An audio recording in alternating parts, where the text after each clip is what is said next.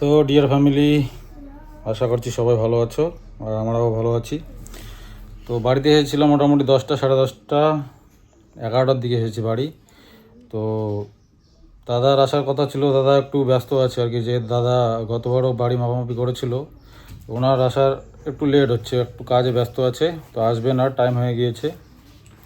তার মাঝখানেই ভিডিও দেখলাম, 3-4 ঘন্টা আগে ভিডিও ছাড়া হয়েছে। তো আমি ভেবেছিলাম যে আমি আর এ সমস্ত ব্যাপারে কোনো কিছু ভিডিও করব না, যতক্ষণ না অবধি সরকারিভাবে হিসেব মতন বাড়িঘর মাপি শেষ না হয় আর কি।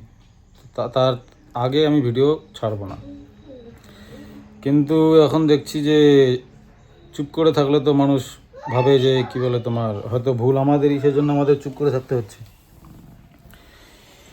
তো কিছু কথা আমারও বলার আছে বা আমাদেরও বলার আছে, যে জন্যই বসতে হলো আর কি।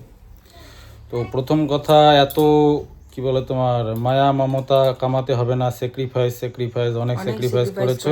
ওরা, আমি চাই না ওরা এত স্যাক্রিফাইস করুক। স্যাক্রিফাইস আমরা করে দুজনেই চাই না ওরা এত স্যাক্রিফাইস করুক। অনেকগুলো স্যাক্রিফাইস নাকি করে ফেলেছে, তো আমরা সেই চাচ্ছি না আর কি। এত স্যাক্রিফাইস কেন করবে ওর, বলো তো? স্যাক্রিফাইস কেন করবে, কেন তোর স্যাক্রিফাইস আমরা আমরা তো নেব? চাচ্ছি না ওর এত লস হোক। তো যেটা সরকারিভাবে হবে সেটাই হবে। আর তার পরিবর্তে যদি আমার কি ভাঙা যাবে, কোন দিকে ভাঙা যাবে যাবে, অত কাউকে আর দেখতে হবে না। লোককে দেখা চেনা শেষ, কে কোন হিসেবে আমাদের কাজ সেফটি করার। ট্যাঙ্কি কোথায় বসবে না বসবে সেটা তো আমি কালকের কমেন্টে বহু কমেন্টে অ্যান্সার করে দিয়েছি। সেফটি ট্যাঙ্কি নিয়ে কোনো চিন্তা করতে হবে না। তারপরেও বলছে আজকে যে সেফটি ট্যাঙ্কি কোথায় করবে, ওদের লাভ দিয়েছি। যার জন্য সবাই এই কথাগুলো শুনে আর আমার ওখানে গিয়ে সবাই বলছে, যা তা মানে ছিঁড়ে খাচ্ছে। তোমাদের এত লাভ কেন নিচ্ছ, এত কেন তোমরা সব ভালো কেন নিচ্ছ, ভালোগুলো কেন নিচ্ছ? মানে ভালোগুলো আমরা কোনটা নিয়েছি? দোকান তো ওদেরকে দিতেই চাচ্ছি। ও বলছে যে ওটা ফ্রন্টের জায়গা, ওটার ভ্যালু বেশি, তো দিতেই তো চাচ্ছি। আমরা তো তো নিচ্ছি না নিজে থেকে। তোমাদেরকে বলাই হয়েছিল যে দোকানের অর্ধেক পার্ট নিয়ে নাও। হ্যাঁ, তো ওখানে তোমরা ফায়দা দেখোনি, সেজন্য তোমরা ওখানে নিচ্ছ না। বাড়ির পেছনে আধা বিঘা জমি ভোগ করছো, সেটা অনেক দিন থেকেই ভোগ করছো, নিয়ে রেখেছো, দিয়ে রেখেছে তোমাদেরকে। তো আমি তোমাদেরকে জবরদস্তি চাপিয়ে দেয়নি, কথাবার্তা যে মানে বলছে আর কি। না, একটা কথা যে বললো যে দাদা আমাকে অনুর্বর, ওদের কথা মতো এটা অনুর্বর জমি, তো তার মানে ভাইকে অনুর্বর জমিটা দিচ্ছে। ও কোথায় দিয়েছে? ও দিয়েছে কি অনুর্বর জমিটা তোমাকে দিয়েছে? ও দেয়নি নিশ্চয়ই, নিজেরাই চেয়ে নিয়েছিল এটা মার কাছ থেকে। তো এটা আমরা কি করে দিলাম অনুর্বর জমিটা? তো বাড়িতে আসার পরও সামনাসামনি বলার আগে একটু বসে ভেবেচিন্তে কথা বলতে হয় বলাটা না? প্রয়োজন মনে আমি না করে, একদম কিছুই জানি না, বুঝি না। সামনাসামনি বসে কথা বলা প্রয়োজন বোধ না করে ভিডিও বানিয়ে বসেছে। তো আমাকেও সেটাই করতে হবে, নাহলে আমি কেন শুনবো মানুষের ফালতু ফালতু কথা। তো সরকারিভাবে যা হবে, পেছনের জমিরও আমার ভাগ লাগবে, প্লাস দোকানেরও আমার ভাগ লাগবে, প্লাস এই বাড়িটা যদি 3 ভাগ করতে চায় সেটাও করুক, কোনো অসুবিধা নেই। আর অসুবিধা নেই, আমার এই ঘর বানার আগে আইনের সমর্থনে আছে। মার জন্যে, মা বলেছিল যে জায়গা ছাড়ার জন্যে, মানে আমার যে ঘরটা আছে এখানে উনি থাকবেন বলেছেন। এখন তারপরে যদি মা কথা এখন পাল্টায় যে না, মানে পুরোটাই 3 ভাগ বরাবর করতে হবে, তো সেটা ওনার ব্যাপার, ওনার বিবেক, উনি যা বলবেন। তো তার জন্য যা করতে হবে সেটাও করব, কারণ এখানে আমার আর থাকার কোনো ইচ্ছে নেই। আজ পর্যন্ত বন্ধুরা জীবনে অনেক লস হয়েছে। লস একটা নয়, দুইটা নয়, অনেক অনেক প্রচুর লস হয়েছে। এই যে বলছো না দোকানটা কোথা থেকে এত টাকা পেয়েছো, অনেকে কি কমেন্ট করছো কোথা থেকে, মানে আমরা চুরি করেই চোর? হ্যাঁ, অনেকে চোর বলছে। কি চুরি করেছি ভাই, কি চুরি করেছি? লোনে করা হয়েছিল দোকান, লোনে এত টাকা কোথায় আর পেয়েছি? বাড়িটা যে আমি মানে নিজের তরফ থেকে এখানে এসে বানিয়ে রেখেছি সামনে, সেটাও নয়, ঠিক আছে। সবাই আগে এখানেই থাকতাম, তারপরে একবার ঝগড়াঝাটি হলো ওদেরকে নিয়ে, আমার পুরো ফ্যামিলিকে নিয়ে আমি চলে গিয়েছিলাম দিল্লি থেকে এসে দেখি কি বলে তোমার পেছন দিকে নিজের মর্জি মতো বাড়ি বানিয়ে রেডি করে রেখেছে, ওখানে থাকা শুরু করে দিয়েছে। কই, তখন তো আমার কাছ থেকে পারমিশন কেউ নেয়নি। আর আমি যে তখন বলবে তোমার কাছে কেন পারমিশন নেবে, সেটাও ক্লিয়ার করো। পারমিশন নিতে হবে না, পারমিশন নেওয়ার দরকার নেই, কারণ তখন বাবা ছিল। কিন্তু আমাদেরকে তো বলে করেনি যে আমরা সামনেরটা চাই, তারপর আমরা বলেছি যে না আমরা দিব না সামনেরটা, তোমরা পিছনে যাও, তারপরে পিছনে গিয়ে করেছে কি? সেটা তো নয়। ওদের নিজের ইচ্ছে মতো সেখানে গিয়ে করেছে, বাড়ি পিছনে গিয়ে নিজেদের মতে, আমাদের জানানো হয়নি। ওর বলার উদ্দেশ্য এটাই যে আমাদের জানানো হয়নি, পারমিশন নেওয়ার দরকার নেই। হ্যাঁ, তো আমাকে জানানো হয়নি, তো আমি কেন ওদেরকে জানানোটা প্রয়োজন মনে করব? আমি এসে দেখলাম যে না, ওরা বাড়ি পেছন দিকে বানিয়েছে, তো আমি বরাবর মেপে কি বলে তোমার দুই ওই বাড়ি আর এই বাড়ি মেপে মাঝখান বরাবর করে আমার যখন ল্যাট্রিনের পিছনটা আছে সেই অবধি, মানে নতুন ঘরের যে ল্যাট্রিনটা আছে সেই অবধি দাগ করে ওই অবধি বাড়ি বানানো আছে। এখনও যদি সরকারি আমিন আসে, যেই আসুক মেপে ওটাই পাবে, ঠিক আছে? আর সেদিন এসে দেখাচ্ছে এখান থেকে মেপেছে ওখান থেকে মেপেছে, ওগুলো মন গড়ানো কাহিনী বলে বা মানে কি বলে তোমার ওই মিথ্যে ইয়ে কথাগুলোর মিথ্যে বলে জন্যই তো গালিগুলো খাচ্ছি। মানুষের কাছে ছোট বানিয়ে কথা শুনিয়ে কোনো লাভ নেই। এখনও এতগুলো গালি কেন খাচ্ছি? আজকেও আমি তোমাদের সাথে শেয়ার করব, যখন মাপামাপি সব কিছু হবে, কোন দিকে কতটুকু ভাঙা যায়, কতটুকু কি হয়। আমি যদি মানে এতদিন থেকে ওদের সাথে ইয়ে করে এসেছি, মানে ঠকানোর চেষ্টা করে নিজের জায়গাটা বড় বানিয়ে রেখেছি, তো সেটাও তোমরা ভিডিও দেখলে অবশ্যই বুঝতে পারবে।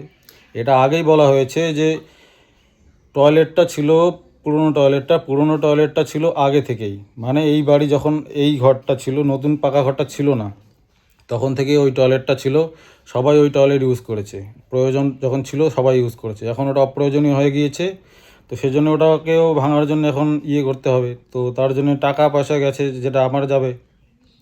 কালকে আবার ফোন করে ওটাই বলছে যে এই ঘরও নাকি মাঝখান বরাবর ইয়ে করতে হবে, মানে আমার যেভাবে যেই সাইডেই নেই না কেন আমার ঘর ভাঙা পড়বে। তো এমন মানসিকতা নিয়ে কত দূর এগোতে পারো তোমরা, সেটা আমিও দেখতে চাই। আর বললো যে হচ্ছে আর বাবার সম্পত্তি তো এখানে, বাবা যখন জীবিত ছিলেন তখন আমি বাড়ি বানিয়েছি। যদি বাবার কোনো আপত্তি থাকতো বা মার কোনো আপত্তি থাকতো, হয়তো আমাকে এখানে বাড়ি বানাতে দিত না, বা আমিও বাড়ি বানাতাম না। ওটাই বললাম যে কালকেও কি বললো, যে একটা ভিডিওতে দেখলাম, বললো যে ওরা তো দেখো বন্ধুরা, ওরা তো বাড়ি থেকে বেরিয়েই গেছিলো, একদম সব কিছু ছেড়েই বলে বেরিয়ে গেল, আবার এসে কিন্তু সেই এখানেই বাড়ি করলো। তো বাড়িটাও নিজের ইচ্ছায় করেনি, আমরা কিন্তু জায়গা দেখছিলাম কোচবিহারে, ঠিক আছে, সেখানে বাড়ি করতাম, কিন্তু বাবা এখানে করতে বলেছে, ওর বাবা এখানে করতে বলেছে বলেই কিন্তু বাড়িটা করেছে, ঠিক আছে, নিজের ইচ্ছে করেনি। আমি ওকে বলেছিলাম ওখানে করতে, ওর আমার থেকেও পরিবারের কথাকে বেশি ভ্যালু দেয় বলেই আজকে এই সমস্ত ঘটনা বলি, যার জন্য আজকে নিজে ফেসে আছে, যার জন্য এখন বোধহয় আমাদের এই বাড়ি এত কষ্ট করে বানিয়ে ভাঙতে হবে, মানে না এরকম ভাঙলেও চলছে আর কি। না ভাঙলেও আর কি, না ভাঙলেও এখানে ওরকম চলছে, এখানে থাকার মতন একটা পরিস্থিতি নেই এখন।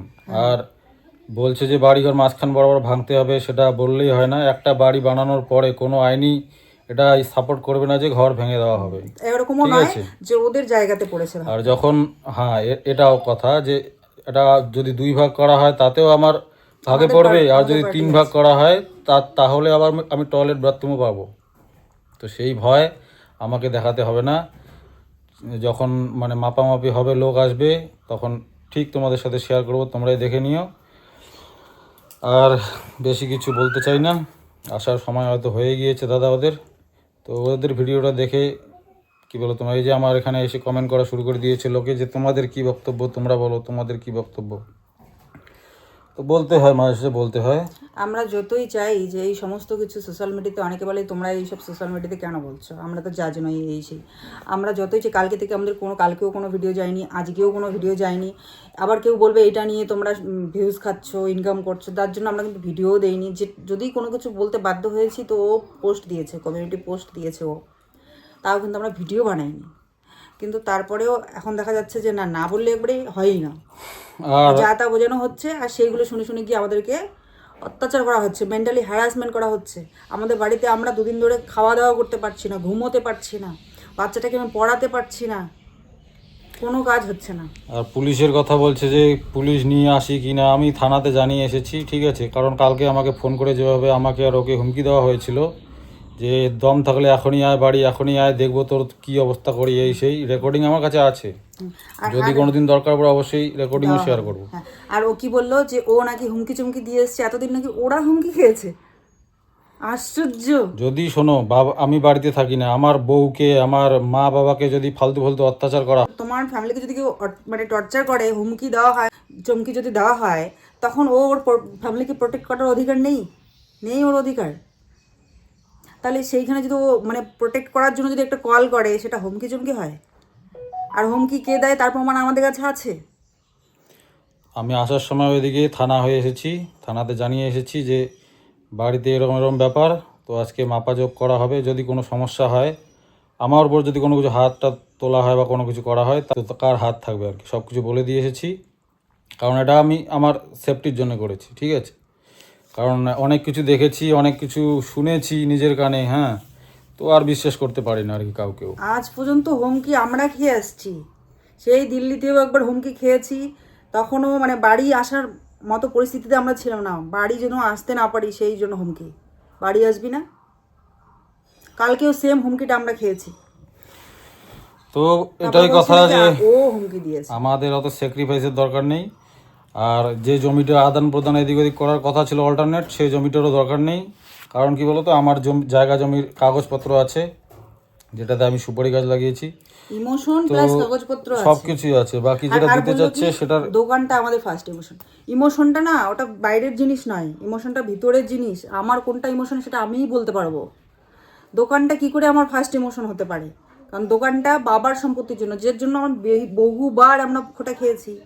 বাপের সম্পত্তিতে বাড়ি করে আছিস, বাপের সম্পত্তিতে এটা, বাপের সম্পত্তিতে সেটা, তোদের কোনো অধিকার নেই, এগুলো শুনেছি। তো ওটা আমার ইমোশন কী করে হতে পারে? আমার ফার্স্ট ইমোশন ওটা যেখানে আমাদের দুজনের টাকা লাগিয়ে কাগজে কলমে আমাদের নামে হয়েছে।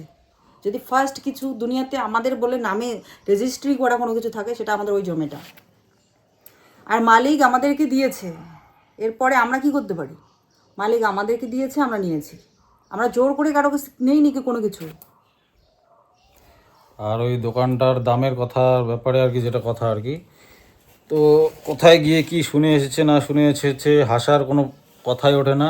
এতদিন পুরনো কাহিনী, সেই সময় আমি 10 লাখ টাকা তুলেছি দোকানটা করার জন্যে, তারপরে 4 লাখ টাকা আবার করেছি মাল তোলার জন্য, ঠিক আছে, প্লাস দোকানটা সাজানোর জন্য, সব কিছু মিলিয়ে 14 লাখ টাকার মতন হয়েছে। তো এমন চোখ বন্ধ করে টাকা দেওয়ার জন্য আমি বলিনি। টাকা খরচ করতেও দ্বিধাবোধ করেনি, ওকে বললাম লোককে যে যারা বিচার করার জন্য আসবে তারাই বিচার করবে যে এখন তার রেট কি থাকতে পারে, ওই হিসেবে। জমিটারও তো ভ্যালু, যেটা ও ধরো পুরাটা ওরা চেয়েছিল। কালকের ভিডিও তো ওর কত ধরনের মতানৈক্য হচ্ছে, আমার একবার মতানৈক্য হয়েছে, মতানৈক্যও না, আমি বলিনি যে প্রথমে বলেছি দিব তারপরে বলেছি দেবো না, এরকম নয়।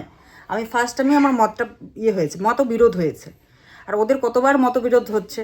একবার বলছে যে পিছনের জমিটা ছেড়ে দাও, তাহলে বাথরুম ছেড়ে দেবো, দিলাম, ওটাতে ওরা তারপরে এখন ওটা চেঞ্জ, এখন বলছে বাথরুম ভেঙে দাও।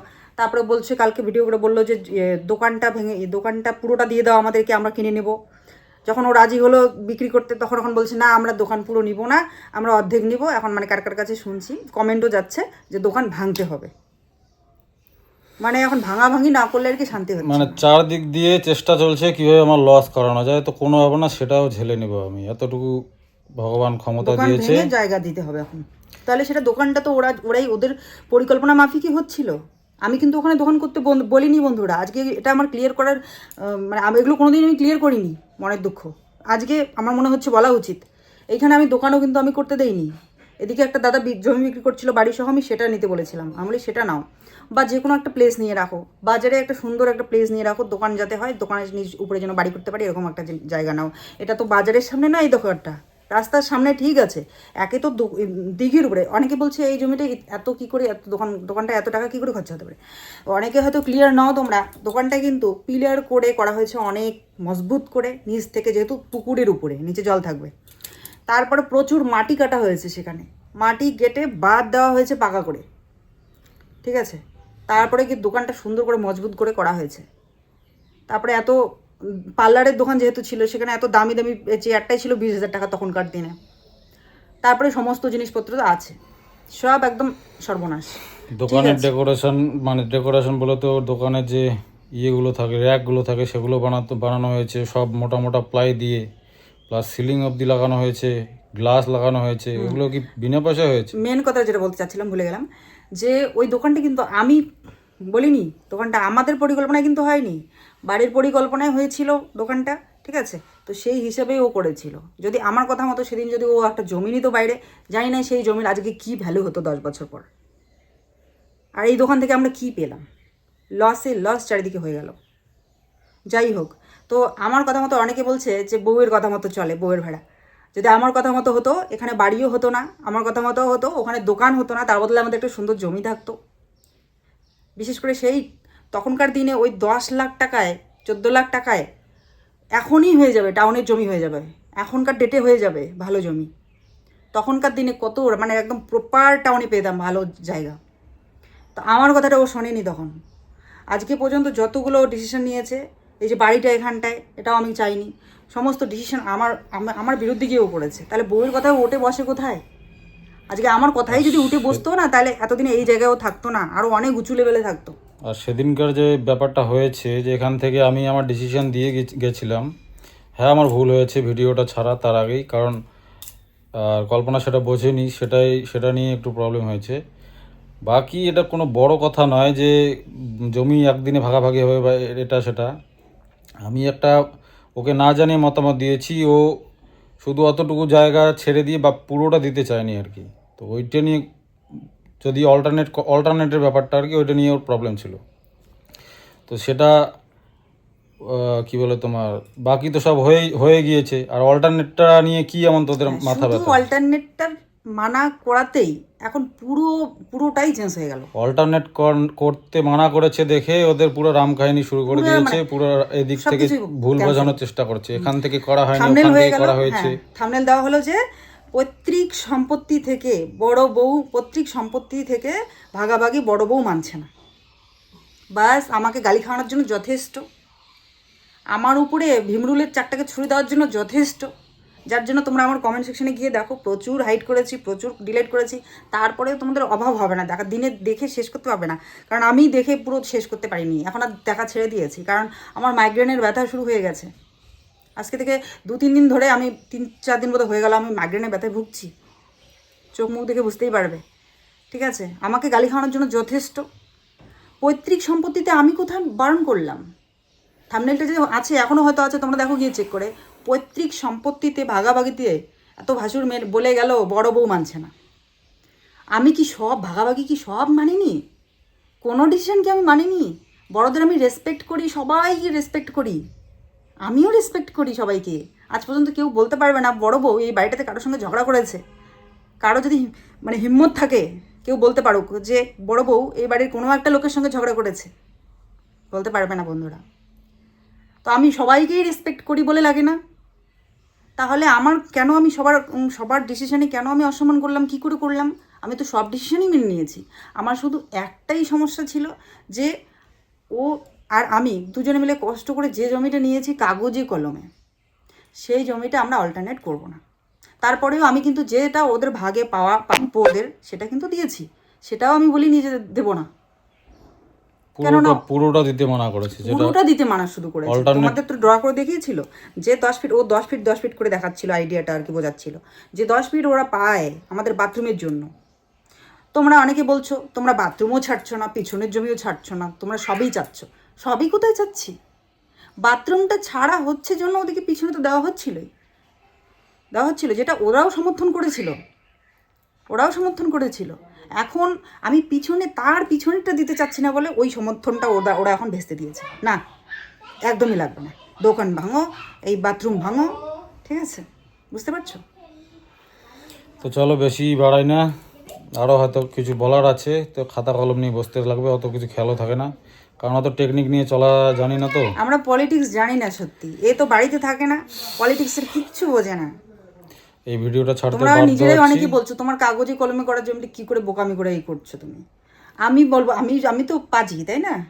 আমি আমার হাজব্যান্ডের ভালো চাবো, নিজের জিনিসটা ছাড়বো না, এটা আমি লোভী হয়ে গেলাম। আমি নিজের জিনিসটা ছাড়ছি না বলে আমি লোভী, আমি চোর। নিজের জিনিসটা আঁকড়ে রাখছি, এটা আমি চোর, মানুষের ধন সম্পত্তি চুরি করে নিয়ে এসেছি। ঠিক আছে, আমি চোর, আমি লোভী, আমি পাজি।